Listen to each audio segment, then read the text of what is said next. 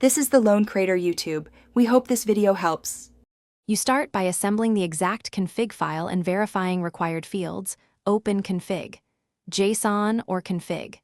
YAML and confirm host, port, routes, and header sections are present. Once done, move secrets into environment variables or an encrypted block so you do not store credentials in plain text. Make sure file permissions restrict write access to your user. Now save and run a quick syntax check using the tool's lint or parse command, so the runtime will accept the file.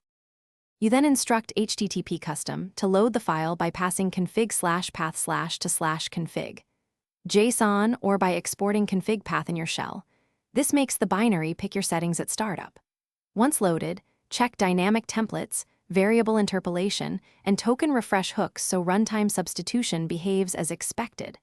After that, run a single route test with curl or the tool's dry run mode to confirm request shaping, headers, and auth flows. If something fails, enable verbose logging to inspect. You finalize deployment by wiring HTTP custom into your supervisor of choice, systemd, Docker, or another process manager, and ensure restart policies are appropriate.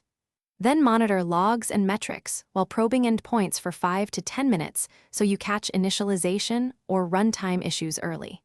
If something goes wrong, enable debug logging and rerun the failing route. Compare active config versus the file on disk to detect overrides or environment substitutions.